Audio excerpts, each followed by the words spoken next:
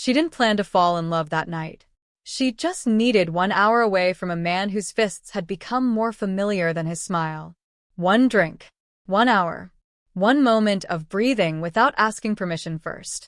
But the universe had other plans because the stranger she spilled whiskey on wasn't just any man. He was the most dangerous man in Lagos. Korean, cold-blooded, and completely in control of everything around him. And instead of walking away, he looked at her bruises, looked at her shaking hands, and said 4 words nobody had said to her in 3 years. You don't have to go back. By morning, her things were packed. By Friday, she had a ring on her finger, a different one. And the man who had broken her? He was about to find out what happens when you hurt someone who belongs to a man with absolutely no patience for bullies. This is the story of Chioma, a Nigerian woman who walked into a club as a victim and walked out as the wife of a man Lagos whispered about in fear. And somehow, the most dangerous arrangement of her life became the safest place she'd ever known. Welcome back to K-Drama Afro Tales, where Korean heart meets African soul, and every love story hits different. If you're new here, subscribe now because you don't want to miss what's coming. Now, let's get into it. The art gallery was peaceful on Thursday evenings, and that's exactly why Chioma loved Thursdays. The soft classical music drifting through hidden speakers, the gentle track lighting making the paintings glow, the blessed silence after the chaos of weekend crowds. She moved through the gallery space with practiced grace, adjusting frames that didn't need adjusting, checking inventory that had already been checked. Anything to delay going home. Her phone buzzed. She didn't need to look to know who it was. Marcus had already called 8 times since 5 o'clock. It was now 7:30, and she was supposed to have been home 2 hours ago to cook his dinner.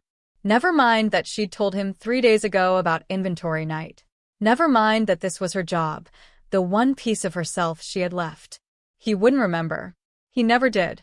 The buzzing continued. Then a text notification. Then another.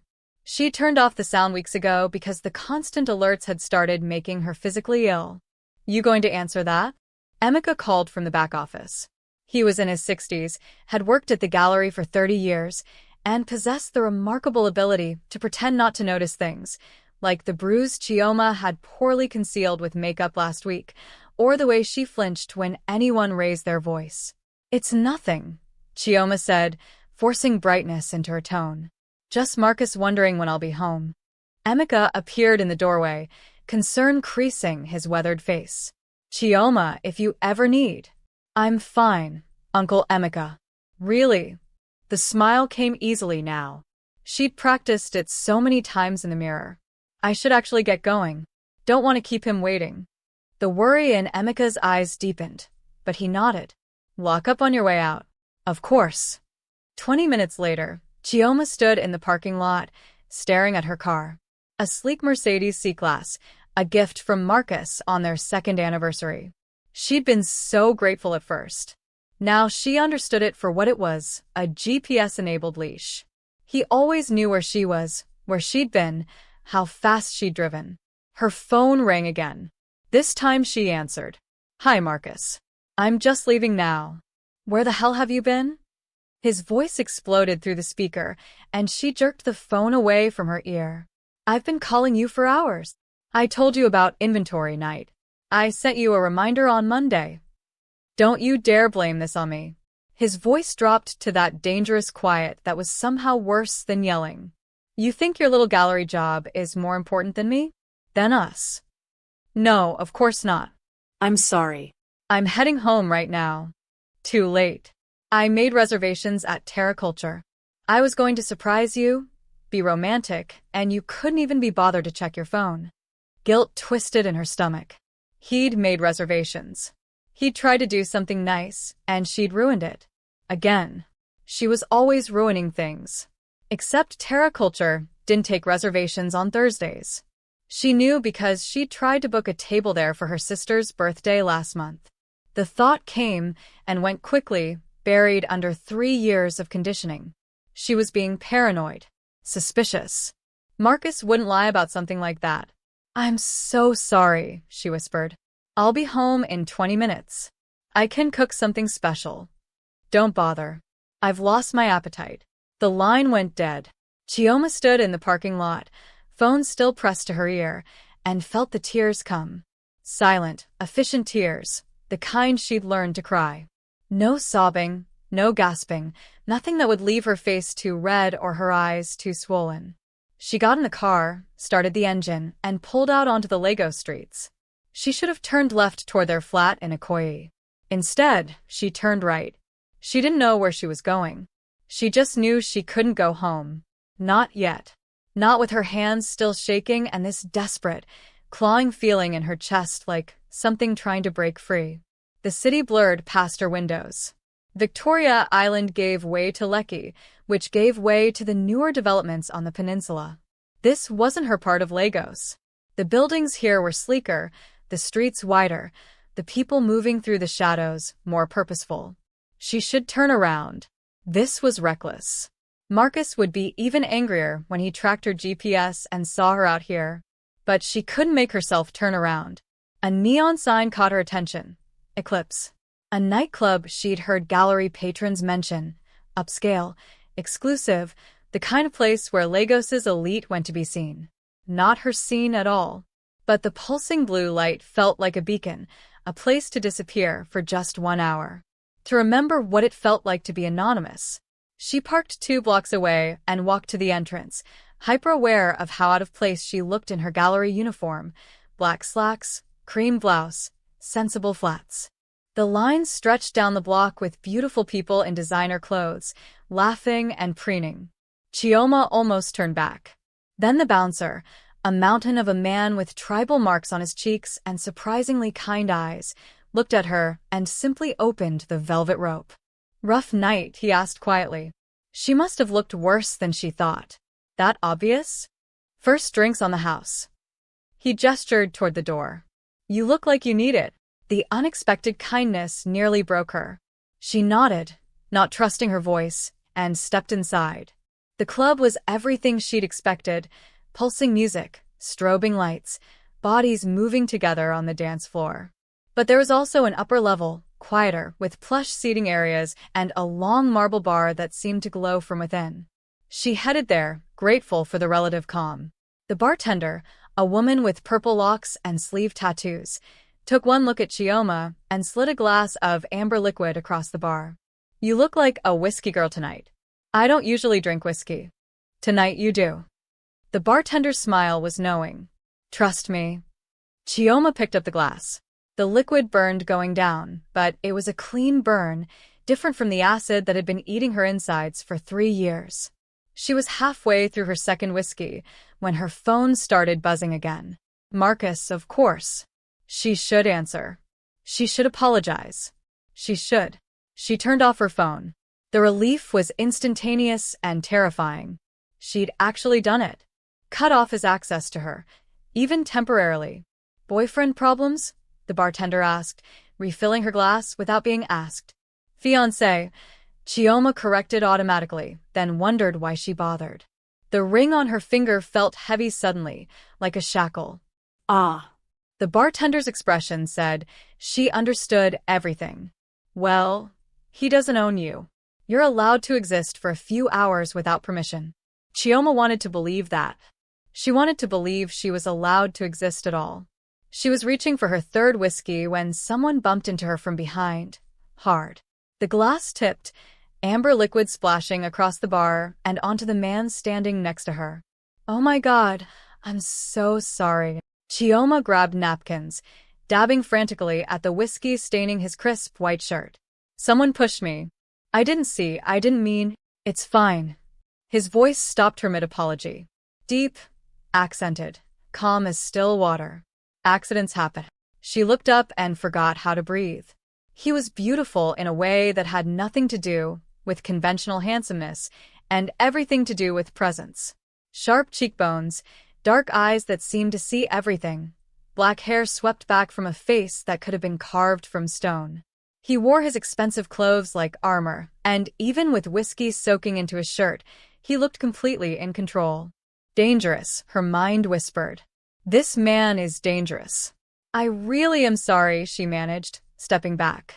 Her hands were still shaking from the whiskey, from the adrenaline, from the way he was looking at her like she was a puzzle he wanted to solve. "You're afraid." It wasn't a question. He said it like a fact, clinical and certain. "I'm not." But the lie died on her lips. What was the point? He could clearly see through her. His eyes moved to her wrist, where her sleeve had ridden up, revealing the finger-shaped bruises Marcus had left there 2 nights ago when she'd tried to go to bed before he finished yelling at her. The air between them changed, sharpened. "Who did that to you?" His voice was still calm, but there was steel underneath now. A promise of violence, leashed but present. "It's nothing. I'm clumsy." "Don't." The single word cut through her automatic excuse. "Don't insult both of us with a lie." Chioma's phone, face down on the bar, began to vibrate. On and on and on, even though she'd turned it off. Marcus must have been calling from another number, overriding her settings somehow. She stared at it, feeling panic rise in her throat. "I need to go," she whispered. "I need to stay." The man's hand moved, not to touch her, but to place his own phone on the bar next to hers, covering the vibration, silencing it with his presence. Just for a moment. Breathe. She didn't know why she listened. Didn't know why this stranger's voice could cut through the panic when nothing else could. But she breathed. In for 4 counts. Out for 4 counts. "What's your name?" he asked. "Chioma." "Chioma." He said it carefully, like he was tasting the syllables, getting the Igbo pronunciation exactly right. "I'm Min-jun." Recognition sparked. She'd heard that name before, whispered at the gallery during private showings for collectors with questionable connections. Min-jun Kim, the Korean businessman who wasn't really a businessman. The one who'd bought an entire floor of Eco-Atlantic and turned it into a fortress. The one people crossed the street to avoid. She should be terrified. She should run. "Your phone is ringing again," Min-jun observed. "I'm guessing if you don't answer soon, whoever it is will come looking for you." "He will." The admission escaped before she could stop it. "He'll track my GPS. He'll see I'm here, and he'll—" She cut herself off, horrified at how much she'd revealed to a complete stranger. Min-jun studied her for a long moment. Then he reached into his jacket and pulled out a business card. Heavy stock, minimalist design, just a phone number embossed in silver. "When you're ready to stop running," he said, placing the card in her hand, "call me." "I'm not running." "Yes, you are. And I understand why. But running only works for so long." His dark eyes held hers. "Eventually, you have to decide whether you're going to keep running or whether you're going to fight." Before she could respond, a commotion erupted near the stairs. Raised voices, angry and getting closer. Chioma's blood turned to ice. She knew that voice. "There you are." Marcus burst onto the upper level, his face flushed with rage, his expensive agbada disheveled, and she could smell the Hennessy on him from 10 feet away. "I've been calling you for hours." His eyes were wild, unfocused. "Do you have any idea?" He stopped short when he saw Min-jun standing next to her. His expression flickered, confusion, then calculation, then jealous fury. "Who the hell is this?" Marcus demanded, advancing on them. "Just someone I spilled a drink on," Chioma said quickly, stepping between them, trying to defuse the situation before it exploded. "It was an accident. I was just apologizing." "Apologizing?" Marcus's laugh was ugly. "You turn off your phone, disappear to some club, and I find you with another man. And you expect me to believe you were just apologizing." Nothing happened. His hand shot out, gripping her arm right over the bruises. She couldn't stop the small sound of pain that escaped. Then suddenly, Marcus wasn't touching her anymore. Min-jun had moved so fast she hadn't seen it. One moment Marcus had her arm. The next, he was stumbling backward, Min-jun's hand wrapped around his wrist in a grip that made Marcus's face go white. She said nothing happened. Min-jun said quietly, "I suggest you believe her. Get your fucking hands off me." Marcus tried to wrench free and failed. "Do you know who I am? I'm Marcus Okafor, VP of Okafor Holdings, and I will." "No." Min-jun's voice didn't rise, but something in it made everyone within earshot freeze. "You won't." The air crackled with tension. Chioma could see Marcus's face cycling through emotions: rage, confusion, then dawning recognition, then fear. You're... Marcus swallowed hard. You're him. You're the Korean. Yes. Min-jun released Marcus's wrist. I am. And Chioma is under my protection now. Do you understand? What? No. Marcus turned to Chioma, desperate now. Baby, whatever he told you, whatever he promised, he's dangerous. He's... The only person who's hurt her tonight is you, Min-jun interrupted. I counted 4 separate bruises on her visible skin alone. How many more are hidden? Chioma felt her face flame. She wanted to deny it, to cover for Marcus the way she always did, but the words wouldn't come. This is none of your business, Marcus snarled, but he'd taken a step back. Chioma is my fiancé. If we have problems, that's between us. Not anymore. Min-jun looked at Chioma. Do you want to go with him? Such a simple question. Such an impossible question. Every rational part of her brain screamed at her to say yes. To apologize to Marcus. To go home. To smooth this over before it got worse, because it could always get worse. But for the first time in 3 years, someone had asked her what she wanted. No, she whispered. Then, louder, stronger. No. I don't want to go with him. Marcus's face contorted with rage. You ungrateful bitch. After everything I've done for you. He lunged forward and Chioma flinched, her body remembering even if her mind tried to pretend she wasn't afraid. But Marcus never reached her. Min-jun moved between them like a shadow, and suddenly Marcus was on the ground, his arm twisted at an angle that looked painful but wasn't quite broken. 2 men in black suits had materialized from nowhere, flanking Min-jun, their expressions blank but their intentions clear. I'm going to say this once, Min-jun said to Marcus, his voice still that terrible calm. You will leave this club. You will not follow Chioma. You will not call her, text her, or attempt to contact her in any way. If you do, my associates will be very unhappy. Do you understand? You can't just she's mine. We're engaged. An engagement is not ownership. Min-jun nodded to his men, who hauled Marcus to his feet. If I see you near her again, there won't be a warning. There will only be consequences. Marcus was dragged toward the stairs, shouting threats and curses that grew fainter as he descended. Chioma stood frozen, unable to process what had just happened. The entire confrontation had lasted maybe 3 minutes, but her whole world had shifted. Chioma. Min-jun's voice was gentle now. Look at me. She did. His dark eyes were serious, concerned, but not pitying. She couldn't have handled pity. You're safe, he said. But he knows where you live. Do you have somewhere else you can go tonight? The question made her realize how alone she actually was. Marcus had systematically cut her off from her friends over the past 2 years. Her family was in Enugu, hours away. Emeka from the gallery would help if she asked, but she couldn't drag him into this. I'll get a hotel, she said, trying to sound more confident than she felt. That won't be enough. Not tonight. Min-jun pulled out his phone. I have an apartment in Eco-Atlantic. Secure building, private entrance, completely safe. You can stay there. I can't, I don't even know you. I know. Which is why I'm offering you safety, not. He gestured vaguely. I have no ulterior motives, Chioma. But I understand dangerous men. And Marcus Okafor is dangerous. Not particularly smart, but dangerous nonetheless. Everything in her upbringing told her this was insane. You didn't go home with strange men, even rich, powerful, dangerous men who'd just rescued you from your abusive fiancé. Except Min-jun wasn't offering to take her home with him. He was offering her a safe place. On her terms. With no expectations. And God help her, but she believed him. Okay, she whispered. Thank you. Don't thank me yet. Min-jun gestured toward the stairs. Come. My car is downstairs. The car was exactly what Chioma expected, sleek, black, expensive enough that she was afraid to touch anything. Min-jun held the door open for her, and she slid into leather seats so soft they felt like clouds. A different man was driving.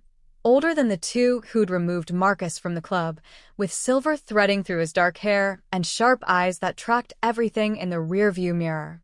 Min-jun spoke to him in rapid Korean. The driver nodded once, and they pulled smoothly into Lagos traffic. They didn't speak during the drive. Chioma stared out the window, watching the city slide past, and tried not to think about what she'd just done. She'd left Marcus. Actually left him, in the most spectacular way possible, with witnesses and threats and a dangerous man's protection she hadn't asked for. Marcus would never forgive her. Never let this go. The thought made her chest tight, but underneath the fear was something else. Something that felt almost like relief. "We're here," Min-jun said softly. The building was in Eco-Atlantic, one of the most expensive developments in Lagos. The car pulled into an underground garage, and they rode a private elevator to the 15th floor in silence. When the doors opened, Chioma stepped into a hallway with exactly 2 doors. Min-jun unlocked the one on the left and gestured for her to enter. The apartment was breathtaking. Floor-to-ceiling windows overlooking the Atlantic Ocean, modern furniture in shades of gray and white, artwork on the walls that she recognized from her gallery training as being worth more than she'd make in 5 years. It was immaculate, impersonal, and clearly expensive. "Is this your place?" she asked. One of them. "I use it occasionally when I work late in this area." He moved to the kitchen, a sleek space of marble and stainless steel. "I'll have someone bring you cloves and toiletries. Are you allergic to anything? Dietary restrictions?" The mundane questions were almost absurd given the circumstances, but Chioma found herself answering. "No allergies. I try not to eat too much meat." He nodded, typing on his phone. Done. "Everything will be here within the hour." He gestured to a hallway. "Master bedroom is through there. Bathroom is en suite. Security system is engaged. No one can get in without a code, and my people monitor the building." "Your people?" A slight smile. "I employ security personnel. Some will be stationed in the building tonight." "Because of me?" "Because Marcus Okafor strikes me as the type of man who doesn't accept rejection gracefully." Min-jun's expression hardened. "And I meant what I said. You're under my protection now." Chioma sank onto the couch, her legs suddenly unable to hold her. "Why are you doing this? You don't know me. I spilled whiskey on you. And now you're what? Declaring war on my fiancé? Putting me up in your apartment? This doesn't make sense." Min-jun settled into a chair across from her, his posture relaxed but his eyes sharp. "My mother was in a situation similar to yours once. Before I was born. She had no one to help her. By the time she escaped, the damage was done." He paused. "She died when I was 12. The physical abuse had ended years before, but the psychological scars never healed." His voice was matter-of-fact, but Chioma heard the pain underneath. "So when I see a woman being hurt," he continued, "I intervene. It's that simple." It wasn't simple at all, but Chioma understood. This was personal for him, even if she was a stranger. "I'm sorry about your mother," she said quietly. "Don't be sorry. Be smart." He leaned forward. "Marcus will escalate. Men like him always do when they lose control. You need to decide what you want your next move to be." "I should go to the police." "And tell them what? That your fiancé grabs you sometimes? That he yells?" Min-jun's bluntness was harsh but honest. "Unless you're willing to press charges with evidence of serious injury, they'll document it and send you home." "Do you have documented injuries?" he asked. "Hospital records? Witnesses?"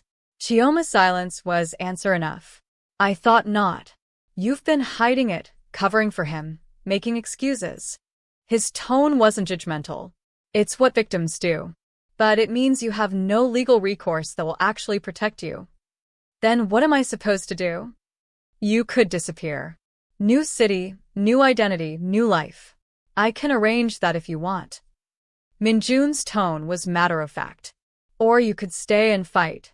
Make it clear you're not going back, that you're not afraid anymore." "But I am afraid." The admission hurt. "I'm terrified." Fear is rational. Letting fear control you is optional. He stood, moving to the windows. The city glittered below them. I've built my life in the shadows, Chioma. I know how to navigate them. If you want my help, real help, not just a safe apartment for one night, I can give it to you. But you have to be certain.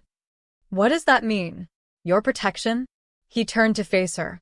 It means Marcus Okafor, and anyone he might hire will understand that touching you means answering to me. It means you'll be safe. But you'll also be visible as someone under my patronage. Do you understand the implications? People will think I'm... She couldn't finish the sentence. Probably. He watched her carefully. Does that bother you? Chioma thought about her life before tonight. The careful respectability, the art gallery job, the engagement to a successful businessman that made her mother so proud. All of it had been a carefully constructed lie. Pretty on the outside, rotting from within. No, she said finally. I don't care what people think anymore. Good. Because the alternative is hiding forever. And you don't strike me as someone who wants to hide. He was right. She was exhausted from hiding, from making herself smaller, quieter, less, from apologizing for existing. What do you want in return? She asked. For this protection? Nothing. Nobody offers something for nothing. Min-jun's smile was slight, but genuine. Fair point. Then let's say I want you to survive. To heal. To become whoever you were before Marcus convinced you that you were worthless. He paused. And perhaps, eventually, I'd like your company. You're interesting, Chioma. I'd like to know more about who you really are. It wasn't a proposition exactly, more like a statement of intent. And strangely, it didn't frighten her. Okay, she said. I accept your help. Your protection. All of it. Are you certain? No. But I'm doing it anyway. Min-jun's expression warmed with approval. That's the first truly brave thing you've said all night. A knock at the door interrupted them. Min-jun checked his phone, then went to answer it. A young Korean woman entered carrying several shopping bags. Miss Chioma, she said with a slight bow, her English perfect. I'm Soo-jin. Mr. Kim asked me to bring you some essentials. She began unpacking, clothes in Chioma's size, toiletries, even comfortable pajamas and slippers. How did you know my size? Chioma asked, amazed. Soo-jin's smile was kind. Mr. Kim is very observant. And I'm very good at my job. Within minutes, the bedroom was stocked with everything Chioma might need. Soo-jin bowed again and left as quietly as she'd come. You should rest, Min-jun said. It's been a difficult night. What about you? I have work to do. But I'll be in the building if you need anything. My number is programmed into the phone on the nightstand. Chioma stood, really looking at him for the first time. This stranger who'd stepped between her and violence, who'd offered her safety with no strings attached, who looked at her like she was a person instead of a possession. Thank you, she said. I know I said it before, but I mean it. Thank you for seeing me. Something flickered in his dark eyes. Get some sleep, Chioma. Tomorrow, we start planning your next move. He left, and she was alone in the beautiful apartment with its ocean view and its silence that felt like peace instead of emptiness. Chioma changed into the soft cotton pajamas Soo-jin had left and caught sight of herself in the mirror. Same face, same body, but something in her eyes had changed. She looked like someone who might survive. In the bathroom, she washed her face and noticed the bruises properly for the first time. On her arms, her ribs, the one on her thigh where Marcus had shoved her into the kitchen counter last week. She'd stopped seeing them, had trained her eyes to skip over the evidence. But now she looked, really looked, and she let herself feel the rage. Not at Marcus, that would come later, but at herself for staying, for making excuses, for believing his promises. Never again. She climbed into the bed and expected to lie awake all night. Instead, she fell asleep within minutes. And for the first time in 3 years, she didn't dream of Marcus's fists. Chioma woke to sunlight streaming through unfamiliar windows. For a moment, she was completely disoriented.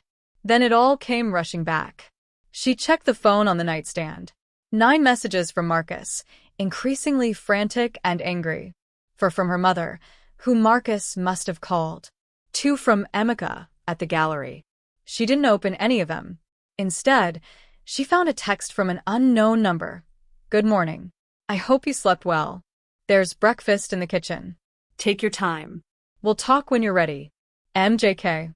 The fact that he'd texted instead of calling felt considerate, like he understood she needed space to process. Chioma showered, dressed in the clothes Sujin had brought, dark jeans that fit perfectly and a soft navy sweater, and ventured out to the kitchen. True to his word, there was breakfast waiting. Fresh fruit, akra, moi, freshly squeezed orange juice. A note on the counter read, all vegetarian. Enjoy. She ate slowly, standing at the windows and watching the ocean. From 15 floors up, the waves looked manageable, orderly. She could almost pretend her life wasn't falling apart. Her phone buzzed. Marcus again. Against her better judgment, she opened the message. I know you're reading this. I know you're scared and confused. But you need to come home. We can work through this. I forgive you for last night. Just come home. The manipulation was so transparent now. The casual assumption that she needed his forgiveness, that she was the one who'd done something wrong. Another text came through. That man is dangerous, Chioma. He's a criminal. Everyone knows it. Do you really think he cares about you? He's using you to get to me, to humiliate me. Please. I love you. Come home. She was reading the third message when the apartment door opened and Min-jun entered, dressed in a charcoal suit that probably cost more than her monthly salary. He looked refreshed, powerful, nothing like a man who'd spent the previous evening extracting a woman from her abusive relationship. Good morning, he said. I see you found the breakfast. Thank you. It was perfect. She set down her phone. Marcus has been texting. I assumed he would. May I? He gestured to the phone. She handed it over. He read through the messages with clinical distaste.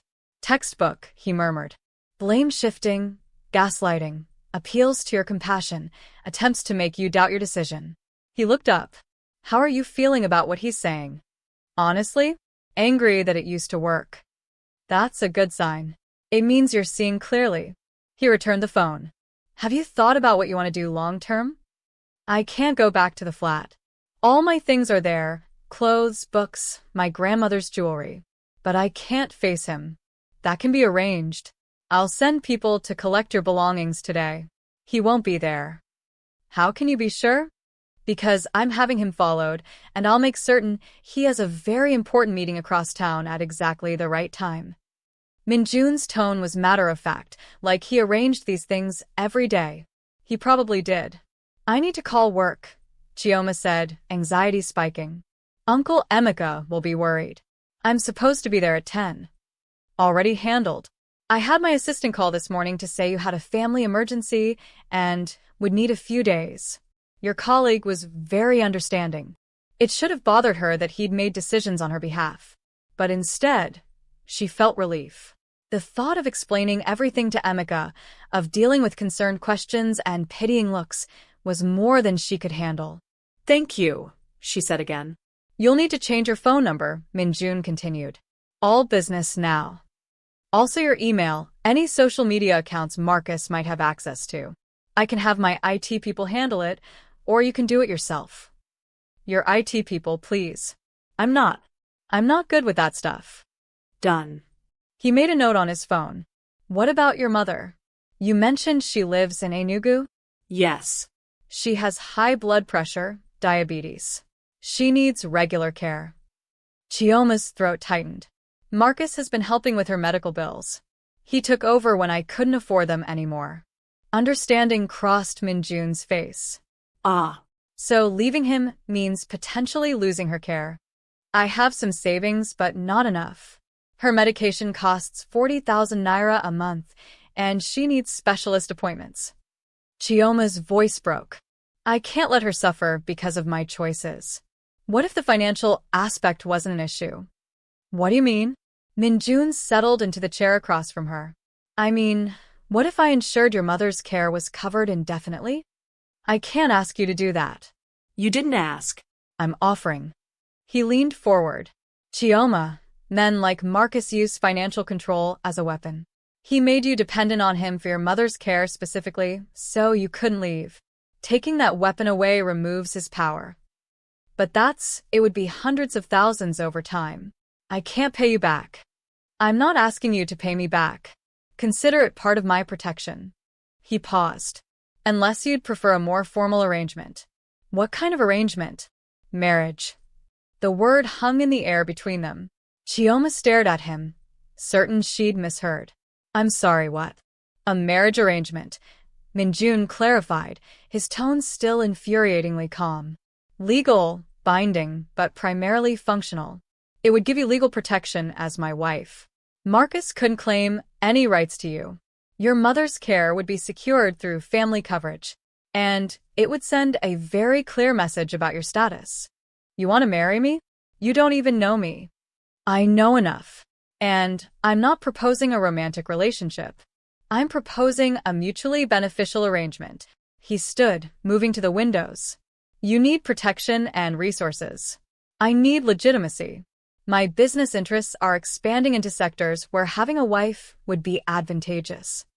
And before you ask, he continued, no, I'm not suggesting anything inappropriate. Separate residences, separate lives. A partnership on paper only. Chioma's mind was reeling. This is insane. Perhaps. But it's also practical. He turned to face her. Think about it from Marcus's perspective. If you're simply a woman I'm helping, he can paint you as my mistress, claim you're being manipulated, use it to damage both our reputations. But if you're my wife, legally protected, financially independent, he has no move. He loses. But marriage, that's so extreme. So, is what he did to you. Min-jun's voice hardened. I saw those bruises, Chioma. I saw how you flinched. This isn't just about leaving a bad relationship. This is about ensuring you're never vulnerable to him again. She wanted to argue, wanted to say this was too much, too fast, too permanent. But she was also thinking about her mother. About the medical bills she couldn't afford. About the fact that she had maybe 3 months of savings before everything fell apart. How would it work? She heard herself asking. We'd marry quickly. City Hall, nothing elaborate. You'd move into a property I own in Banana Island, fully furnished, secure. Your mother's care would be handled through my family's medical coverage. In public, we'd present as a married couple. In private, you'd have your space and I'd have mine. After a suitable period, say, 2 years, we could divorce amicably if you wished. You'd be financially stable by then. And you'd get what out of this? As I said, legitimacy. There are certain business circles where being married is expected. He hesitated, which was the first time she'd seen him uncertain. And perhaps a small measure of peace, knowing I did for you what no one did for my mother. Chioma stood and walked to the windows, looking out at the ocean that suddenly seemed full of impossible choices.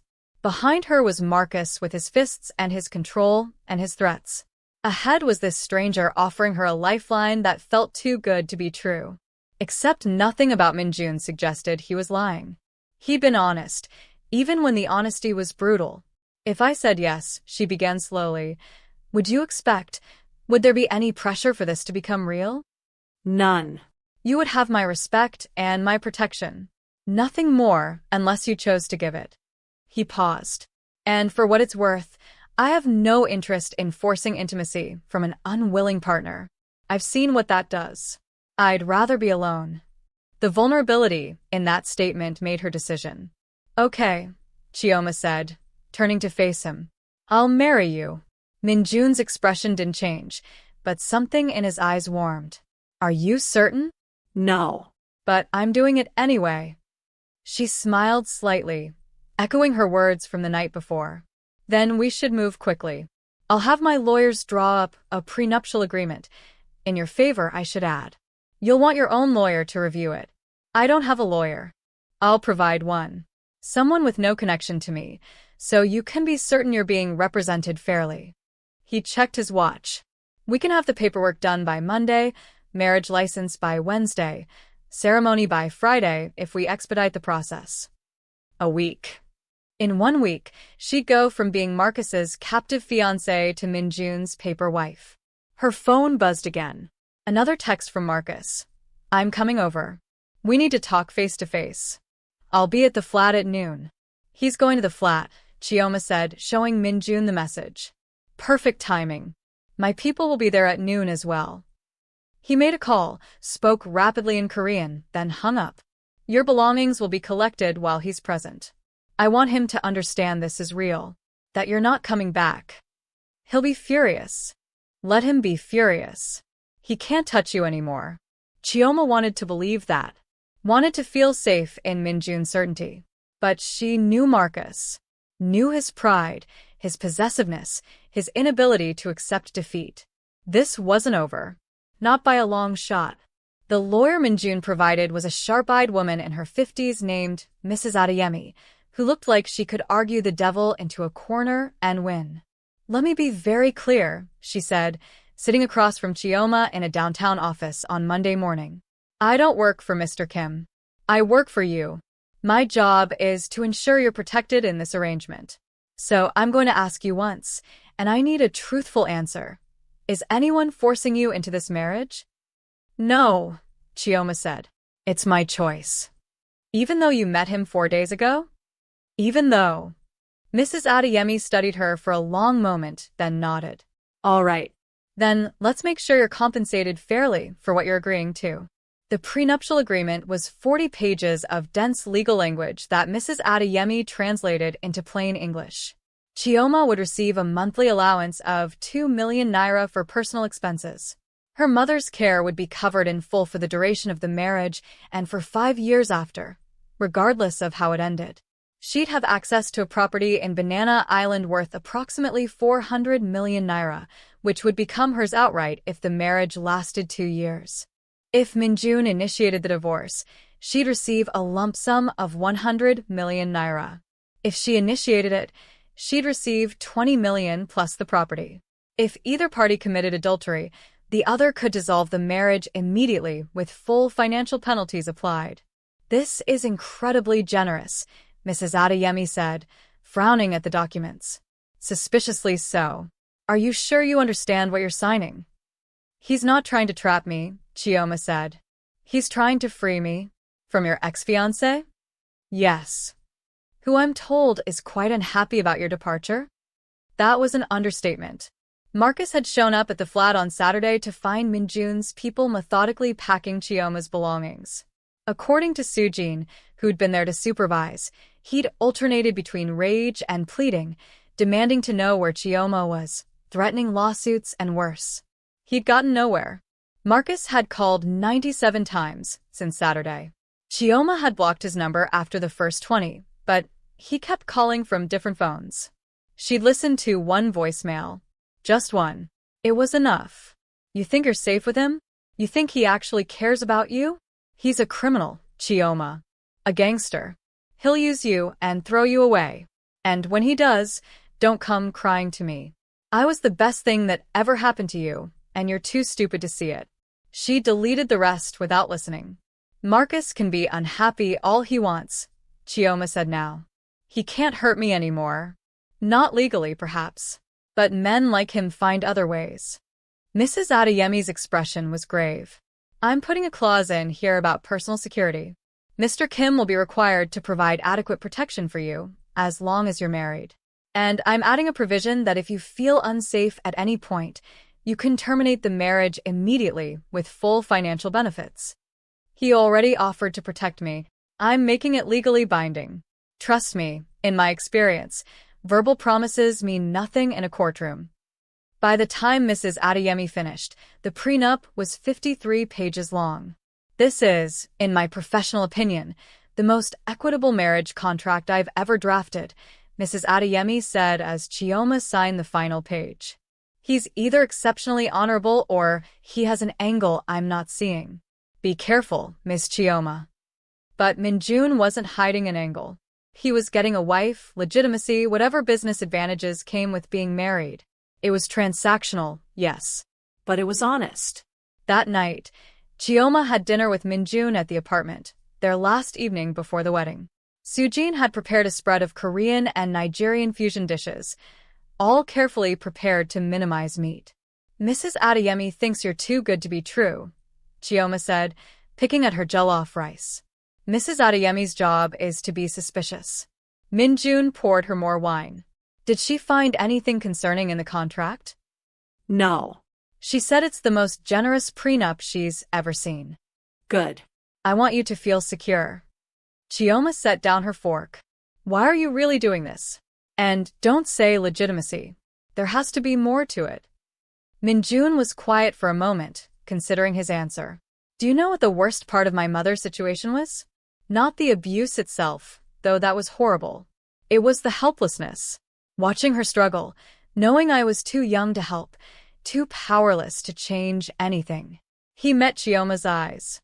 I'm not powerless anymore. And when I see someone who needs help, someone I can actually help, I do it. It really is that simple. It's not simple at all. No, he agreed. But it's true. They ate in comfortable silence for a while. Then Chioma asked, what happens after the wedding? Do we just live separate lives? Essentially, yes. You'll move into the property tomorrow. I'll show it to you after dinner. I have my own residence. We'll coordinate for any public appearances that might be necessary, but otherwise your time is your own. What kind of public appearances? Occasional business dinners, charity events. My family is hosting a gathering next month in Seoul. We need to attend together. He paused. Unless that's too much too soon. Your family. Chioma hadn't thought about that. Do they know about this arrangement? They know I'm getting married. They don't know the specifics. Won't they wonder why you're marrying someone you just met? A slight smile. My family stopped expecting me to do conventional things a long time ago. They'll be relieved I'm settling down at all. And they won't question it. They won't question me. His expression softened. They'll love you. You're kind, intelligent, cultured. Everything my mother would have wanted for me. The mention of his mother made Chioma's chest ache. I don't speak Korean. I don't know anything about Korean culture or customs. So learn. I'll help you. Soo-jin will help you. It's not a test, Chioma. It's just family. But families were complicated. Chioma knew that from her own fractured history. Her father had died when she was 10. Her mother had raised her alone, working 3 jobs, sacrificing everything. And now her mother didn't even remember her half the time because of the high blood pressure that had caused mini-strokes. What if they hate me? She asked quietly. They won't. And if they did, which they won't, it wouldn't change anything. You're going to be my wife. That makes you family, whether they like it or not. The certainty in his voice was reassuring, even if Chioma didn't quite believe it. One more question, she said. The adultery clause in the prenup. That applies to both of us, right? Of course. So, if you meet someone, I'll tell you. We'll renegotiate. He studied her. Are you asking if I plan to see other people? I don't know. Maybe. I don't plan to. But if that changes, I'll be honest with you. I expect the same courtesy. I'm not. I don't think I could. Chioma stopped, frustrated with her inability to articulate the mess of feelings. Marcus is the only person I've ever been with, and it wasn't good. I don't think I want to be with anyone for a very long time. That's understandable. And not my concern. Min-jun's expression was gentle. Your body is yours, Chioma. What you do with it, when, with whom, those are your choices. No one else's. The simple validation nearly brought her to tears. Marcus had always treated her body like his property, something he had rights to, something she owed him. Thank you, she whispered. You don't have to thank me for basic human decency. But she did. Because in her experience, basic human decency was rarer than it should be. The wedding was scheduled for Friday at 2 o'clock at the Ikoyi registry. Simple, quick, legal. Min-jun had arranged for Mrs. Adeyemi to be there as Chioma's witness, and his head of security, a man named Park, would serve as his. Thursday night, alone in the apartment that would stop being hers in less than 24 hours, Chioma tried on the dress Soo-jin had helped her pick out. Simple, cream-colored, knee-length, elegant without being ostentatious. Not a wedding dress, exactly. But appropriate for what this was, a business arrangement, a fresh start, a lifeline. She looked at herself in the mirror and barely recognized the woman staring back. In less than a week, she'd left an abusive relationship, accepted protection from a stranger, and agreed to marry him. It was insane. It was also the bravest thing she'd ever done. Her phone, her new phone with a new number Marcus didn't have, buzzed with a text from Min-jun. Cold feet? She smiled and texted back. Frozen solid. Good. That means you're thinking clearly. See you tomorrow, Chioma. Sleep well. She did sleep well. Better than she had in years. And when she woke up on Friday morning, her wedding day, she felt something she hadn't felt in so long she'd almost forgotten what it was. Hope. The Eclipse registry was nothing like Chioma had imagined for a wedding venue. The waiting area was cramped, filled with plastic chairs and the smell of old paperwork. Fluorescent lights buzzed overhead, and somewhere a fan rattled against its cage. But when Min-jun arrived in an impeccably tailored navy suit, looking at her like she was something precious, the setting didn't matter. You look beautiful, he said, and it sounded like he meant it. You clean up well yourself. Chioma tried for humor to cover her nerves. Her hands were shaking. Mrs. Adeyemi arrived next, carrying her leather portfolio like a shield. Last chance to back out, she said to Chioma, only half joking. I'm not backing out. Then let's make this official. Park appeared silently, as he seemed to do everything. He was a wall of a man with a scar running down his left cheek and eyes that missed nothing.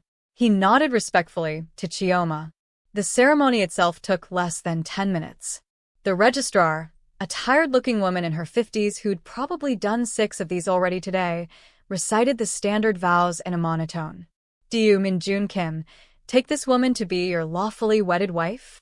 I do. Do you, Chioma Nwosu, take this man to be your lawfully wedded husband? Chioma looked at Min-jun. His dark eyes held hers, steady, sure, offering her one last chance to change her mind. She didn't want to change her mind. I do. By the power vested in me by the Federal Republic of Nigeria, I now pronounce you husband and wife. You may kiss the bride. It was the one part they hadn't discussed. Chioma froze, uncertain. But Min-jun simply leaned down and pressed a gentle kiss to her forehead. Chaste, respectful. Exactly what she needed. Hello, wife, he murmured, and she laughed despite herself. Hello, husband. They signed the documents. Mrs. Adeyemi and Park signed as witnesses. The registrar stamped everything with practiced efficiency, and just like that, Chioma Nwosu became Chioma Kim. She'd changed her name. The realization hit her as they walked out into the bright Lagos afternoon. She was literally a different person now than she'd been an hour ago. Regrets? Min-jun asked as they reached his car. Ask me in a year. Fair enough. He opened the door for her. I thought we might have lunch. Celebrate properly. Don't you have work? I'm the boss.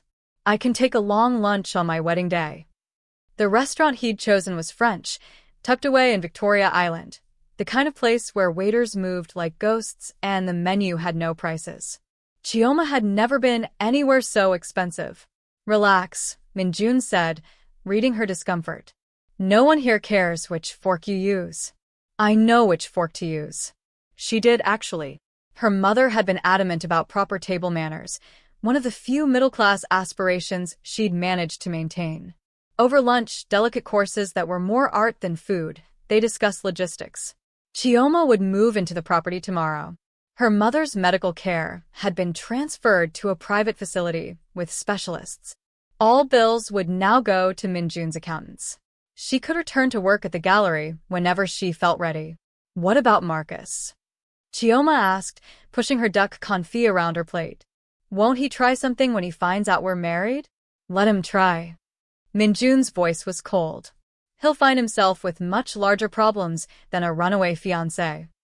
Like what? Like a very thorough investigation into his business practices. Okafor Holdings has been skating on the edge of several regulations for years. One anonymous tip to the right federal agency, and his life becomes very complicated. You do that. If he forces my hand, yes. Min-jun met her eyes. I told you, Chioma. You're under my protection now. That's not an empty promise. After lunch, he drove her to the property. It was in Banana Island, in a gated estate that made Chioma's head spin. The house itself was 3 stories of modern luxury, floor-to-ceiling windows, marble floors, a kitchen that looked like something from a magazine. "This is mine?" she asked, overwhelmed. "This is yours. Furniture is already in place, but you can change anything you don't like. Bank accounts have been set up in your name. The monthly allowance starts tomorrow. Credit cards are in the kitchen drawer." He handed her a set of keys. This is your home now, Chioma. "Your sanctuary." She walked through the space, touching surfaces that were too expensive, too perfect. The master bedroom had a view of the lagoon. The second bedroom was set up as an office. The third was empty, waiting to become whatever she wanted. "I don't know what to say," she admitted. "You don't have to say anything. Just be safe here. Be happy if you can." They stood in the living room with its expensive furniture and its view of a life Chioma never could have imagined, and she felt tears welling up. "Hey," Min-jun said softly. "What's wrong?" "Nothing's wrong. That's the problem." The tears spilled over. "I keep waiting for the catch. For this to be a trap, or for you to reveal what you really want, or for Marcus to show up and drag me back, or... None of those things are going to happen. You can't promise that. I can promise that I will do everything in my power to keep you safe. And my power is considerable." He pulled a handkerchief from his pocket and handed it to her. "You're allowed to accept good things, Chioma. You're allowed to have a life that doesn't hurt." She cried, then really cried. And he simply stood there and let her. Didn't try to fix it. Didn't tell her to stop. Didn't make it about him. Just gave her space to feel everything she'd been holding back for days. When she finally composed herself, embarrassed and red-faced, he said, "I should go. Let you settle in. But if you need anything, you have my number." At the door, he paused. "We should have dinner sometime next week. Start planning for the Seoul trip." "Okay." He left, and Chioma was alone in her new home. Her sanctuary, he'd called it. She walked through it again, slower this time, letting herself believe it was real. The walk-in closet already stocked with clothes. The bathroom with its rainfall shower and deep soaking tub. The kitchen with every appliance she could possibly need. In the office, she found a laptop already set up. A note on the keyboard read, "For when you're ready to start living again. MJK." That night, she cooked herself dinner in her new kitchen. Simple jollof rice with plantain, nothing fancy. But it was the first meal she'd cooked in weeks without anxiety, without fear that she'd burn something and pay for it later. She ate on the balcony, watching the sun set over the lagoon, and allowed herself to think about the future. Not the far future. That was still too scary. Just tomorrow. Next week. Next month. Small steps. Healing steps. Her phone rang. Unknown number. Her heart stuttered. But when she answered, it was a woman's voice, warm and professional. "Mrs. Kim, this is Dr. Okonkwo from St. Nicholas Hospital. We wanted to let you know that your mother has been transferred to our VIP wing, and she's settling in beautifully. The new medication regimen seems to be helping with her blood pressure." VIP wing? Chioma hadn't requested any transfer. "Yes, Mr. Kim arranged for her to be moved to one of our premium suites. Private bathroom, sitting area, 24-hour nursing care. She seems much more comfortable." Chioma closed her eyes. Min-jun hadn't just covered her mother's care. He'd improved it. "Thank you," she managed. "Please thank Mr. Kim if you speak to him." "Of course. Your mother is in very good hands. Please feel free to visit any time." After she hung up, Chioma sat on the balcony and cried again. But this time they were different tears. These were the tears of someone who'd forgotten what kindness felt like and was slowly remembering. The first week of marriage was surreal. Chioma went back to work at the gallery on Wednesday, fielding concerned questions from Emeka with vague answers about needing time away and personal matters. He didn't push, for which she was grateful, but she caught him watching her sometimes with worry in his eyes. The house slowly became home. She bought plants for empty corners, artwork for bare walls, small acts of making it hers. Marcus called the gallery on Thursday. "I'm sorry. Emeka said, looking stricken. He said it was an emergency. I'll tell him you're unavailable. No. Put him through to the back office. Chioma surprised herself with her calm. It's fine. In the privacy of the storage room, surrounded by crated paintings and the smell of varnish, she answered the call. Chioma. Marcus's voice was controlled, which was somehow more frightening than his rage. We need to talk. No, we don't. I know you married him. That Korean criminal. Do you have any idea what you've done? I've protected myself. You've made a mistake. He's using you. And when he's done, I'll be fine. Because, unlike you, he doesn't hurt me. Silence. Then, I never meant to hurt you. You know that, right? Things just got out of hand sometimes. But I loved you. No. Chioma's voice was steady. You didn't love me. You owned me. There's a difference. Chioma, please. I can change. I'll go to therapy, anger management, whatever you want. Just give me another chance. I gave you 1,000 chances. I'm done. You think you're safe with him? He's dangerous, Chioma. Everyone knows what he really is. He's my husband. The words felt powerful, real. And if you contact me again, I'll file a restraining order. She hung up before he could respond. Her hands were shaking, but she felt good. Strong. She'd faced Marcus and hadn't crumbled, hadn't apologized, hadn't taken responsibility for his feelings. Progress. That evening, Min-jun came by the house, their first meeting since the wedding. He'd texted ahead, asking if she was free for dinner. She'd cooked, wanting to do something normal. Something that felt like her life. You didn't have to cook, he said, settling at the kitchen island while she put finishing touches on egusi soup and pounded yam. I wanted to. I like cooking when it's not. She trailed off. When it's not mandatory. When it's not going to be criticized. Yeah. They ate at the small table by the window, conversation coming easier now. He told her about his day, meetings, negotiations, the kind of business dealings that sounded legitimate but probably had edges she didn't want to examine too closely. She told him about Marcus's call. How do you feel about it? Min-jun asked. Proud of myself. Scared he'll escalate. Relieved it's over. She pushed rice around her plate. All of the above. That's normal. Healing isn't linear. You sound like you know from experience. I do. He was quiet for a moment. After my mother died, I was angry for years. Made a lot of bad choices. Hurt people who didn't deserve it. He met her eyes. I'm not a good man, Chioma. I want you to understand that. The things I do, the world I operate in, it's not clean. It's not safe. And being associated with me comes with risks. Are you trying to scare me? I'm trying to be honest. Then be honest about this. Do you hurt people who don't deserve it? He considered the question seriously. I try not to, but I protect what's mine, and sometimes that requires force. Am I yours? The question came out softer than she'd intended. You're my wife. So yes. But not in the way Marcus thought you were his.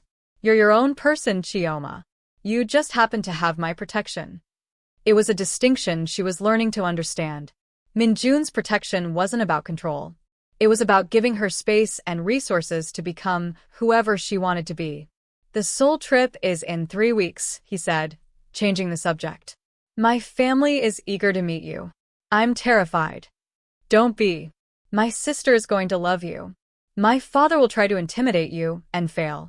My grandmother will ask inappropriate questions about when we're having children, which you can ignore completely. Children? Chioma's voice squeaked. Which you can ignore completely, Min-jun repeated, amusement in his eyes. I've already told them we're not planning a family anytime soon. They don't need to know the specifics of our arrangement. Because they think this is real. It is real. We're legally married. What happens behind closed doors is no one's business, but ours. That night, after he left, Chioma stood in her bathroom and looked at herself in the mirror. She was wearing comfortable pajamas. Her face was clean. Her hair was wrapped. She looked normal. Not like someone's wife. Not like someone's victim. Just like herself. It was a start. The weeks before Seoul passed in a strange rhythm. Chioma worked at the gallery during the day, came home to her house at night, and slowly built the life that felt like it belonged to her. She had dinner with Min-jun twice a week. Sometimes at her place, sometimes at restaurants so expensive, she felt guilty until he reminded her that money wasn't an issue. They talked about everything and nothing. His childhood in Seoul, her grandmother's tales, his favorite books, her fear of flying. They were learning each other, piece by piece, building something that looked almost like friendship. Soo-jin helped her shop for the Seoul trip, explaining Korean customs and family dynamics. Mr. Kim's family is traditional, she said, holding up elegant dresses for Chioma's approval. But they're not unkind. They'll test you a little, see what you're made of. But if you're respectful and genuine, they'll accept you. And if they don't, then Mr. Kim will make it very clear that their opinion doesn't matter. Soo-jin smiled. He's protective of the people he cares about. He cares about me? Of course he does. I've worked for him for 5 years. I've never seen him go to such lengths for anyone. The night before they left for Seoul, Chioma couldn't sleep. She packed and repacked her suitcase, second-guessing every outfit choice. Finally, at 2 a.m, she texted Min-jun. Are you awake? His response came immediately, yes. Are you nervous? Terrified? Do you want company? She hesitated. Then, yes. 20 minutes later, he was at her door in casual clothes, the first time she'd seen him in anything other than suits. Jeans and a black sweater that made him look younger, less intimidating. Can't sleep? He asked, following her into the living room. I keep thinking about everything that could go wrong. Like what? Like your family hating me. Like me embarrassing you. Like accidentally starting an international incident because I used the wrong honorific or bowed incorrectly, or... Chioma. He caught her hand, stopping her mid-pace. Breathe. She did. His hand was warm, solid, grounding. My family will not hate you. You could not embarrass me if you tried. And Soo-jin has taught you enough that you're not going to cause any diplomatic crisis. He guided her to the couch. What's this really about? I don't fit in your world. I'm just me, an art gallery assistant with a broken engagement and a sick mother and no real family to speak of. What am I supposed to talk about with your family? What do we have in common? Me, Min-jun said simply. You're my wife. That's all that matters to them. But I'm not really your wife. Yes, you are. The marriage is legal, binding, real. What happens between us privately doesn't change that. He was still holding her hand, she realized. His thumb brushed across her knuckles, a gesture that was probably meant to be comforting but sent electricity up her arm. I don't want to disappoint you, she whispered. You couldn't. You don't know that. I know that you left an abusive relationship, that you're rebuilding your life from scratch, that you're brave enough to fly halfway around the world to meet my family, even though you're terrified. That's not someone who disappoints people, Chioma. That's someone remarkable. She looked at him, really looked at him. In the soft lamplight, his features were gentler, less harsh. He looked tired, she realized. Like he carried weights she couldn't see. Why did you really marry me? She asked. The truth this time. He was quiet for so long she thought he might not answer. Then, because when I saw you in that club, scared and hurting and trying so hard to hold yourself together, I saw someone who deserved better. And I had the power to give you better. It really is that simple. Nothing about you is simple. Fair point. His slight smile made her heart do something complicated. Get some sleep, Chioma. Tomorrow's going to be a long day. He left, and she slept better than she had all week. The next morning, they boarded a private plane to Seoul. Chioma had never been on a private plane, had barely been on planes at all. This was different. Leather seats, a flight attendant who knew Min-jun by name, space to move around. You really are rich, she said, settling into the seat across from him. Yes. Like really rich. Yes. He opened his laptop. I have work to do, but let me know if you need anything. She tried to read, dozed fitfully, watched clouds pass beneath them. 13 hours in the air, crossing continents and oceans, traveling toward a family that thought this marriage was real. Min-jun worked most of the flight, but occasionally he'd look up and check on her. Make sure she was comfortable. Ask if she wanted food, water, conversation. The small acts of consideration were becoming familiar. Almost comfortable. They landed in Seoul at dusk, the city sprawling beneath them in a sea of lights. A car was waiting, of course. And soon they were driving through streets where Chioma couldn't read the signs, where everything felt foreign and overwhelming. "Welcome to my city," Min-jun said, watching her take it all in. "It's beautiful. Wait until you see it at night." The hotel was in Gangnam, another luxury property where everyone seemed to know Min-jun. They were shown to a suite. One suite, she noticed, with one bed. Her panic must have shown on her face because Min-jun immediately said, "I'll sleep on the couch. Or, I can book another room." "No, it's fine. We're supposed to be married. Separate rooms would look weird." She set down her suitcase. "The couch is fine. Are you sure?" Yes. And, Min-jun, thank you for not making this awkward. Of course.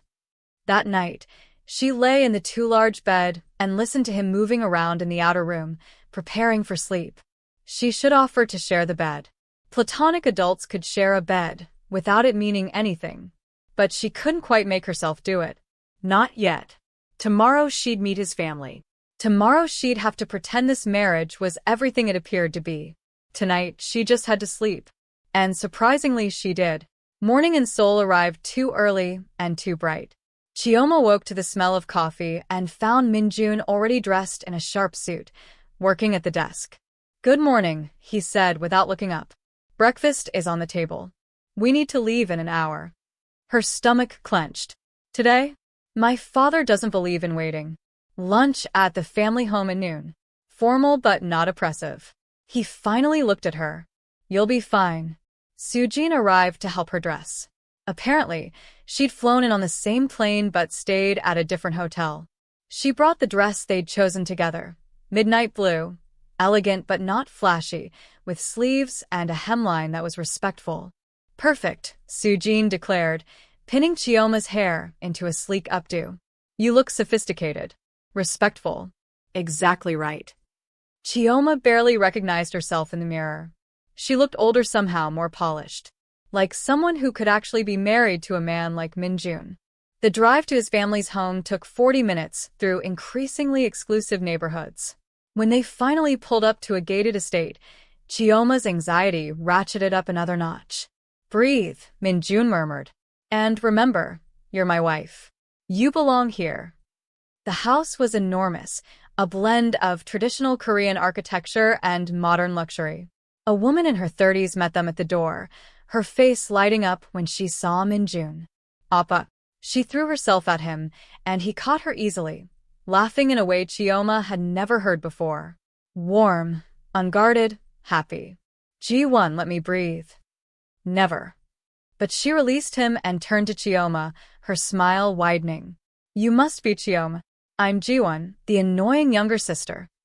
"It's so nice to meet you," Chioma said, offering a small bow that Soo-jin had taught her. "Oh, we're bowing now? How formal." But Ji-won bowed back, then immediately pulled Chioma into a hug. "Welcome to the family. I've been dying to meet you. Appa never tells me anything about his life." "That's because you gossip worse than the tabloids," Min-jun said dryly. "Only about important things." Ji-won linked her arm through Chioma's. "Come. "Everyone's waiting. Don't worry, most of them are nice." The sitting room was filled with people. An older man who must be Min-jun's father, severe and watchful. A woman who looked like an older version of Ji-won, probably an aunt. Several cousins of various ages.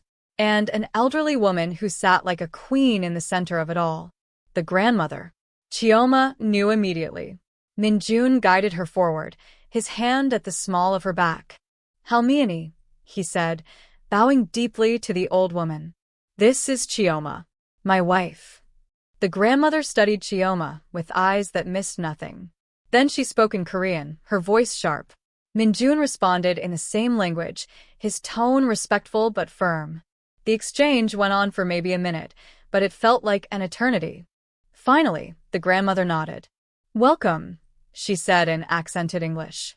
You make my grandson smile. That is rare. Sit. It was a command, not an invitation. Chioma sat. Lunch was elaborate, multiple courses, each more beautiful than the last. The conversation flowed mostly in Korean with occasional translations for Chioma's benefit. She felt lost, adrift in a sea of language and customs she didn't understand. But Min-jun's father surprised her. Midway through the meal, he addressed her in perfect English. Chioma, my son tells me you work in an art gallery. Yes, sir. The Hartwell Gallery in Lagos. We specialize in contemporary African and Asian artists. His eyebrows rose slightly. Interesting. Tell me, do you know the work of Yinka Shonibare? She did. The Nigerian-British artist. I actually curated a small showing of his work last year. His use of Dutch wax fabrics to challenge colonial narratives is fascinating. The father's expression thawed slightly. He is a friend of the family. You have good taste. From there, the conversation became easier. Chioma talked about art, Min-jun's father talked about his collection, and somewhere in the discussion of technique and symbolism, she forgot to be terrified. After lunch, Ji-won dragged her away for a tour that was really an excuse to interrogate her privately. So, Ji-won said, leading her through gardens that probably cost more to maintain than Chioma's annual salary. You and Appa. How did you meet? Chioma had prepared for this question. At a club. I was having a terrible night, and he was there. We talked. Things moved quickly. How quickly? Very. Ji-won studied her. And you love him? The question was direct, unavoidable. Chioma thought about lying, then decided against it. I respect him. I trust him. The rest, we're still figuring out. Good answer. Ji-won's smile was approving. Love can come later. Trust is more important anyway. You're not upset that we rushed into this? Upset? I'm relieved. Appa has been alone for so long, married to his work. I was starting to think he'd never find anyone. She squeezed Chioma's hand. And you seem good for him. He looks lighter when he talks about you. He talks about me? Not much. But when he does. Ji-won's eyes sparkled. There's something there. I can tell. Back in the sitting room, Min-jun was deep in conversation with his father. Chioma watched them from the doorway, the sharp gestures, the intense expressions. This was business, she realized. Real business. When Min-jun noticed her, his expression shifted, softened. He excused himself and came to her. How are you holding up? He asked quietly. Better than expected. Your sister is wonderful. She likes you. I can tell. How? She hugged you. Ji-won doesn't hug people she doesn't like. The evening ended with more food, more conversation, and finally the grandmother summoning Chioma to sit beside her. You are not what I expected, the old woman said, studying her with those sharp eyes. I'm sorry. Do not apologize. I did not say it was bad. She patted Chioma's hand with surprising gentleness. My grandson has chosen you. That is enough. But know this, family is sacred. Your family now. That means we protect you, but also that you protect us. Understand? Yes, Halmione. Good girl. The grandmother smiled for the first time. Come to dinner Thursday. Just you and me. We talk more. It was both an invitation and a test. Chioma nodded. I'd be honored. In the car ride back to the hotel, Min-jun was quiet. That went well, Chioma ventured. Better than I hoped. My father liked you. How could you tell? He invited you to see his collection next week. He only does that for people he respects.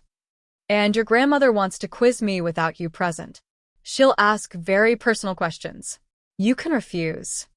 I won't refuse. Chioma looked at him. She's your family. And if I'm going to be your wife, even like this, I want to do it right. Something shifted in his expression. Something warm and complicated that Chioma couldn't quite name. Thank you, he said quietly. That night, in the hotel suite, Chioma couldn't sleep again. She lay in the dark, listening to Seoul's night sounds, thinking about the day. About Ji-won's easy acceptance.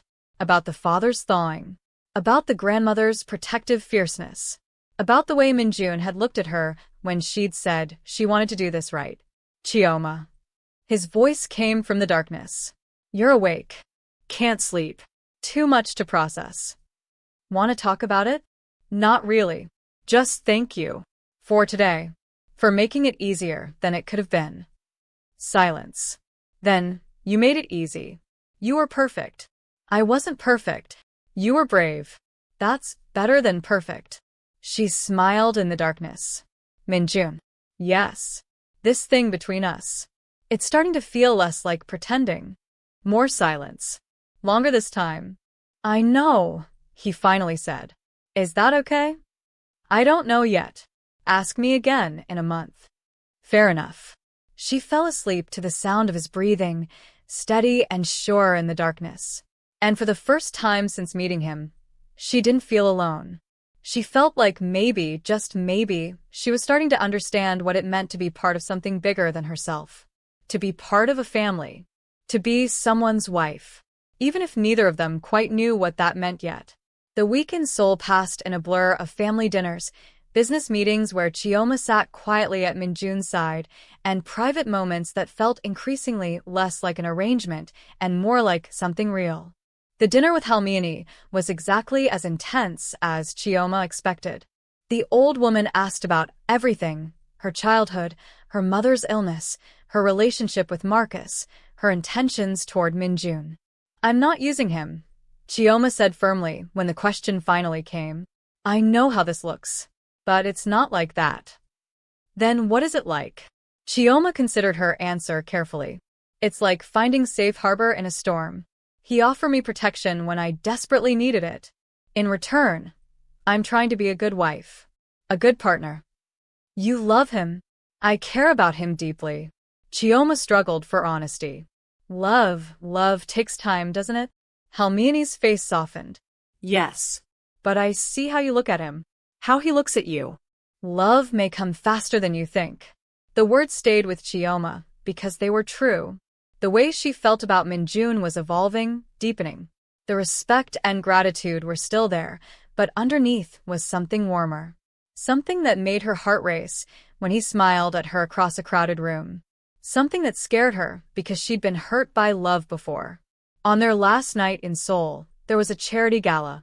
Chioma wore a gown that Ji-won had insisted she buy, emerald green silk that made her feel like someone else entirely. Min-jun, in a black tuxedo, looked at her like she was the only person in the room. You're staring, she whispered as they entered the ballroom. You're beautiful. I'm allowed to stare at my wife. The word wife sent a flutter through her chest that had nothing to do with the arrangement and everything to do with how he'd said it. Like he meant it. They danced. Her first time dancing with him. Her first time dancing, period, since Marcus had forbidden it years ago. Min-jun was graceful, confident, and he held her like she was something precious. You're good at this, she said as he spun her across the floor. My mother insisted I learn. She said a man who couldn't dance was a man who couldn't be trusted. Was she right? About you? You tell me.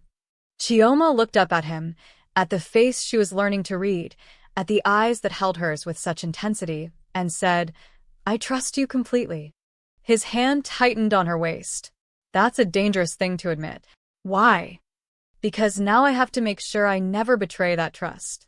The intensity in his voice made her stumble slightly, but he caught her easily.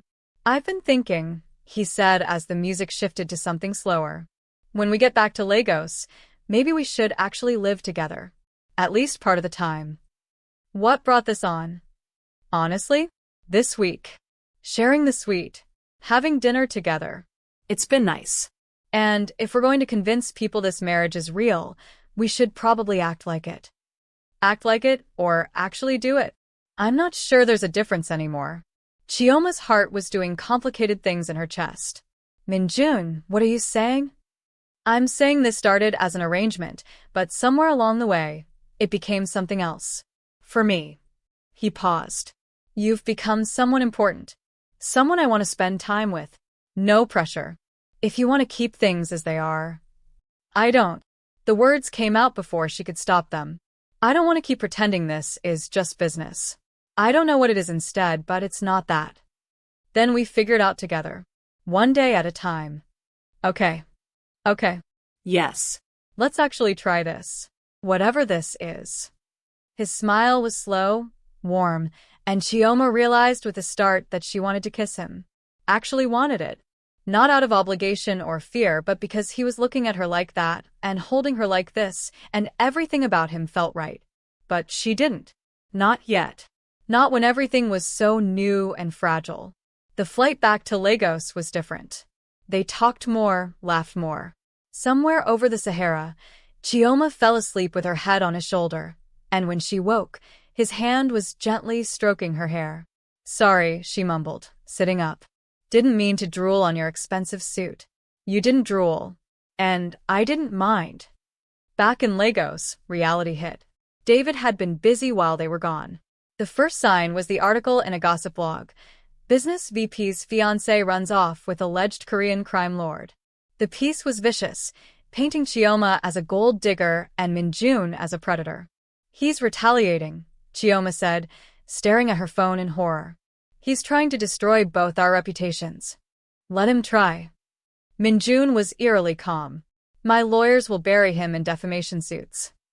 But it got worse. Marcus filed a lawsuit claiming Chioma had stolen property from their shared apartment, jewelry he'd given her, her own car, even furniture. All lies, but expensive lies that required legal response. Then he went after her mother. The call came from St. Nicholas Hospital. Marcus had shown up claiming to be family, saying he needed to discuss Mrs. Nwosu's care. When denied access, he'd threatened legal action, claimed he had power of attorney. He doesn't, does he? Min-jun asked when Chioma told him, her hands shaking with rage. No. But he's trying to scare them. Trying to scare me. Then we end this now. How? Min-jun's expression turned cold. By reminding Marcus Okafor exactly who he's dealing with. What followed was a masterclass in controlled destruction. Min-jun's lawyers filed countersuits. His investigators uncovered Marcus's financial improprieties, the embezzlement, the falsified reports, the offshore accounts hidden in his cousin's name. Within a week, Marcus was under investigation by the Economic and Financial Crimes Commission. You destroyed him, Chioma said, watching the news coverage of Marcus being escorted out of his office in handcuffs. No. I exposed him. He destroyed himself. Min-jun looked at her. Are you upset? I should be. But I'm not. She met his eyes. He tried to hurt my mother. He crossed a line. He crossed it the first time he hit you. Everything since then has just been consequences. Marcus's last desperate move was to show up at the house late one night, drunk and belligerent. Chioma was alone. Min-jun was at a meeting in Victoria Island. The sound of someone pounding on her gate made ice shoot through her veins. Chioma, I know you're in there. We need to talk. She called Min-jun immediately. He's here. Marcus is here. Lock all the doors. Don't open them. I'm sending people now. I'll be there in 10 minutes. But Marcus wasn't waiting. The sound of breaking glass made Chioma scream. He'd smashed a window, was climbing through. She ran for the bedroom, locked the door, grabbed her phone, called the police. Please, she gasped to the operator. My ex-fiancé broke into my house. He's violent. I need help. Marcus was at the bedroom door now, pounding, shouting obscenities that made her flinch even through the solid wood. Chioma pressed herself into the corner, phone clutched in her hand, and realized this was exactly what she'd feared. That Marcus would never let her go. That she'd never truly be safe. Then she heard other voices. Min-jun's security team, who'd arrived before even the police. The sounds of a struggle. Marcus screaming. Silence. A knock at the bedroom door. Mrs. Kim, it's Park. You're safe now. Open the door. She did, shakily, and found Marcus face down on her living room floor, zip-tied and bleeding from a split lip. The security team was professional, calm, already coordinating with the police who'd just arrived. Then Min-jun burst through the broken window, his face a mask of barely controlled rage until he saw her. Are you hurt? He was across the room in seconds, hands on her shoulders, eyes scanning her for injury. No. I'm fine. I locked myself in the bedroom. Good. That was smart. He pulled her against him, and Chioma realized he was shaking. Actually shaking with fear and fury. I'm sorry. I should have been here. I should have. You sent your people. They got here in time. I'm okay. The police took statements.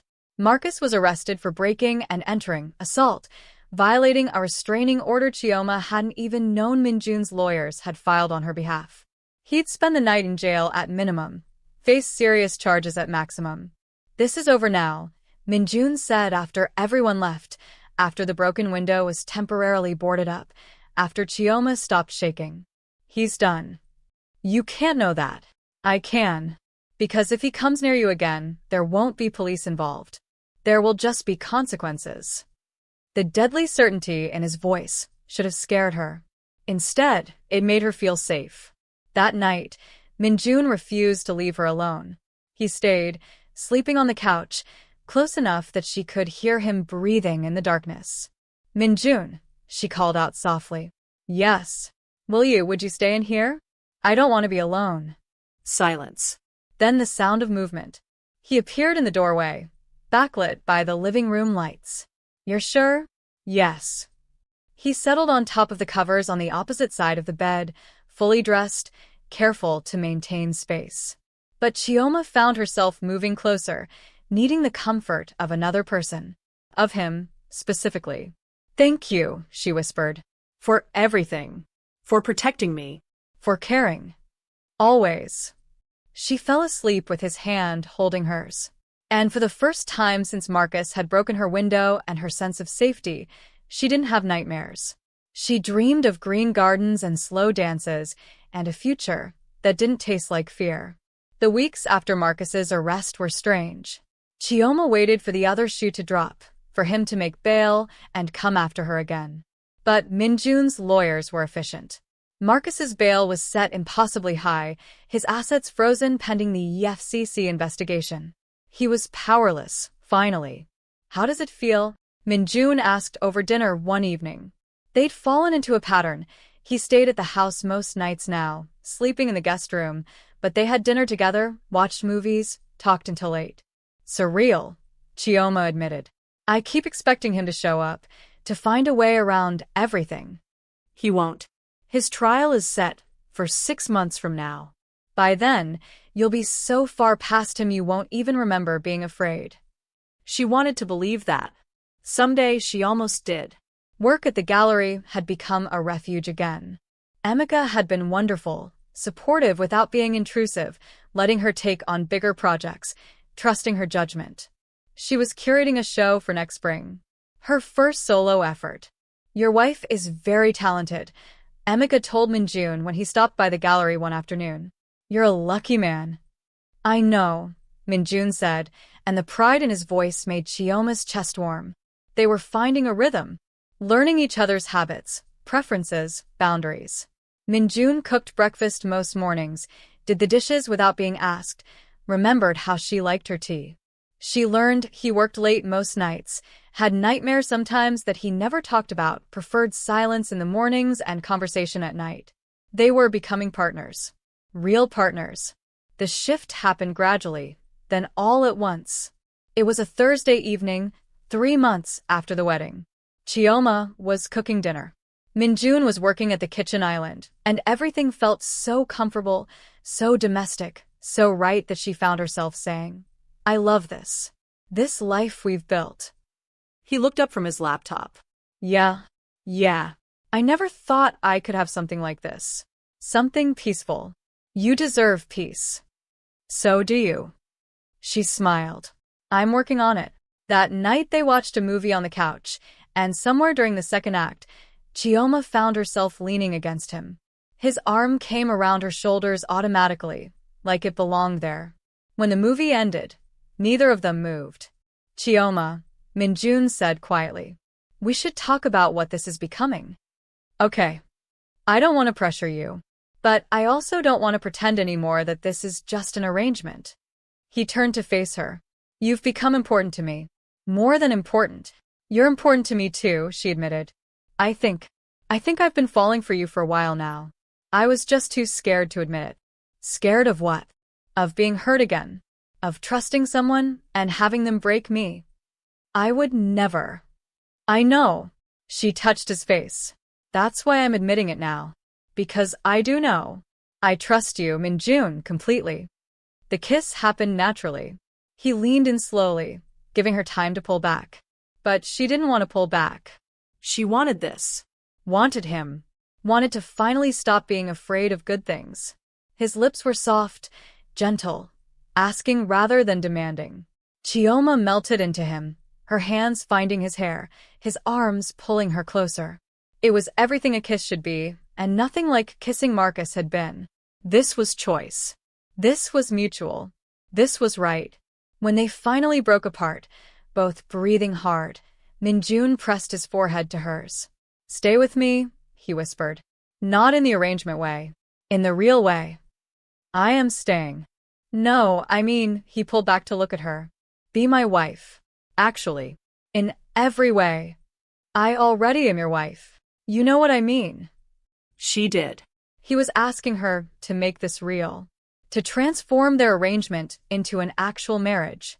To take a chance on something that had started as protection and become something neither of them had expected. Love. Yes, she said. Yes, I want that. I want you. They took it slowly. Min-jun understood her trauma, her fear of physical intimacy after Marcus.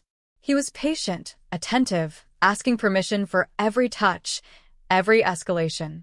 The first night she stayed in his room, actually stayed, not just slept on the opposite side of the bed, they just held each other. The second night, there were more kisses, gentle touches, the slow exploration of two people learning to trust. By the third night, Chioma was ready for more. Are you sure? Min-jun asked, his hands trembling slightly as they traced patterns on her skin. I've never been more sure of anything. He made love to her with a tenderness that made her cry. Tears of healing, of release, of finally understanding what intimacy was supposed to feel like when you weren't afraid. Afterward, lying in his arms, Chioma felt whole for the first time in years. I love you, she said into the darkness. I don't know when it happened, but it did. I love you. I love you too, Min-jun murmured against her hair. I think I have since that first night. I just didn't know how to say it.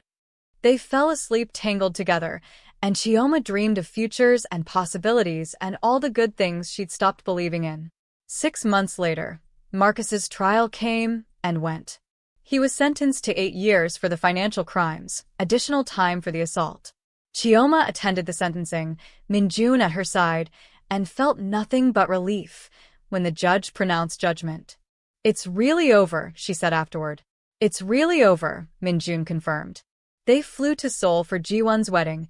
She was marrying a gentle software developer who clearly adored her. Halmiani pulled Chioma aside during the reception. You are happy now? Yes, Halmiani. Very happy. Good. My grandson is happy too. I can tell. She squeezed Chioma's hand. You are good for each other. I knew from the first. You did. Of course. I am old. I see these things. At the gallery, Chioma's spring show opened to critical acclaim. She'd focused on artists who explored themes of transformation and healing, work that resonated with her own journey. Min-jun bought 5 pieces, claiming they were investments. But really, he just wanted to support her. You don't have to do that, she said, laughing. I want to. My wife is a brilliant curator. I should support her work. Your wife loves you. Good. Because I love her too. The house became truly theirs. They redecorated together, adding touches that reflected both their tastes. Min-jun moved his work to a home office they set up. Chioma started painting again, a hobby she'd abandoned years ago. They fought sometimes, about his work hours, about her tendency to overcommit, about whose turn it was to cook. Normal couple arguments that they learned to navigate together. We're actually good at this, Chioma said one evening after resolving a disagreement about his upcoming business trip. At what? Being married? Being partners. Did you doubt we would be? At first, yes. This started so strangely. And now it feels like it was always meant to happen. Like I was always meant to find you. Min-jun pulled her close. I don't believe in fate. But if I did, I'd say you were meant to find me too. Or, I was meant to find you. Either way, I'm grateful. 1 year after their registry wedding, they had a real ceremony. Small, intimate, just family and close friends in Seoul. This time, the vows were real. I take you, Chioma Kim, to be my wife, in truth as well as in law. To love, honor, and protect for as long as we both shall live. I take you, Min-jun Kim, to be my husband, my partner, my best friend. To love, trust, and stand beside through everything life brings us. When the officiant pronounced them husband and wife, Min-jun kissed her like he meant it. Because he did. They honeymooned in Seychelles, 2 weeks of sun and ocean and not thinking about anything but each other. Chioma wore a bikini without worrying about covering bruises, because there were no bruises to cover. She laughed freely, loved openly, and discovered what it meant to be truly, completely happy. Thank you, she told Min-jun on their last night, watching the sunset over the Indian Ocean. For what? For seeing me when I couldn't see myself. For protecting me. For loving me. Thank you for letting me. For trusting me. For taking a chance on a marriage that started as protection and became everything. 2 years after that, they welcomed their first child, a daughter they named Ji-hai, after Min-jun's mother. She had Chioma's eyes and Min-jun's determination, and she was perfect. Look what we made, Chioma whispered, holding their daughter for the first time. Look what you survived to make, Min-jun corrected gently. You're so strong, Chioma. Stronger than you ever knew. We're strong together. Yes. Together. Chioma's mother passed peacefully 4 years into the marriage, lucid enough in her final moments to meet her granddaughter and tell Chioma she was proud. That she'd chosen well. That she was loved. The grief was profound but manageable because Min-jun was there to hold her through it. Because she'd learned that being strong didn't mean bearing everything alone. Years passed. They built a life that was messy and real, and nothing like the arrangement that had started it all. Min-jun eventually transitioned out of his more dangerous dealings, focused on legitimate enterprises. Chioma opened her own gallery, showcasing emerging artists who needed support. They had another child, a son this time, who looked like Min-jun but had Chioma's gentle spirit. And sometimes, when the house was quiet and the children were asleep, they'd sit on the balcony overlooking the lagoon and remember how they'd started. Do you ever regret it? Chioma asked one such evening. Marrying me so quickly? Never. Best decision I ever made. Min-jun pulled her close. You saved me, you know. You saved yourself. I just gave you the space to do it. Then we saved each other. Yeah. I think we did. They watched the city lights twinkle below, content in the life they'd built from protection, from trust, from love that had surprised them both. Chioma had started as a victim, transformed into a survivor, and blossomed into a woman who knew her worth, who loved freely, who'd taken the worst thing that ever happened to her and turned it into the catalyst for the best. Because sometimes the most broken people find exactly who they need to become whole. And sometimes a contract signed in desperation becomes a love story that lasts forever.